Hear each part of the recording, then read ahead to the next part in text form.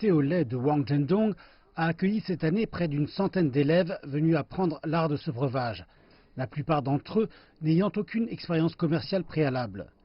Le cours est populaire car le commerce du thé au lait semble facile de l'extérieur, mais c'est là que réside le problème. Le seuil pour ouvrir une boutique de thé au lait est bas, puisqu'il nécessite seulement un petit investissement. Beaucoup de non-professionnels sont entrés dans le marché sans suffisamment le considérer. Et bien qu'ils y entrent vite, ils en sortent également vite. Luo Chuan est l'un de ces entrepreneurs non professionnels. Il s'est franchisé avec une marque de thé au lait l'an dernier et a ouvert sa propre boutique dans le centre de Shanghai. Puis sont arrivées les factures.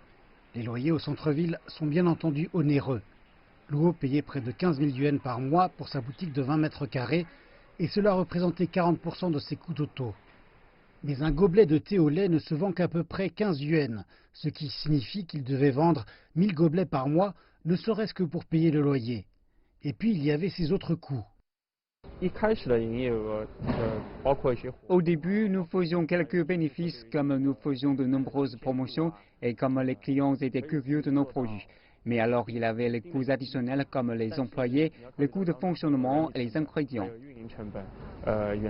Après 6 mois, Luo a dû fermer boutique.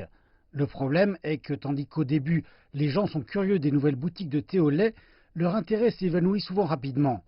Pour cette seule année, le nombre des boutiques de thé au lait nouvellement enregistrées a dépassé les 23 000 dans tout le pays, un maximum historique. Mais là où se trouve un vaste choix pour des produits similaires, la compétition devient féroce. La société d'études Mintel explique que ce qui compte le plus lorsqu'il s'agit de choisir une boutique de thé au lait pour plus de 70% des clients est le goût, mais qu'en fait, les produits se ressemblent plus ou moins entre les différents établissements.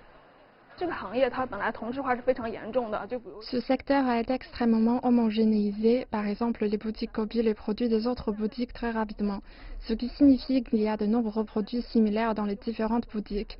Alors bien sûr, les clients vont choisir les grandes marques ou bien les boutiques ouvertes par les célébrités avec la promotion des médias sociaux.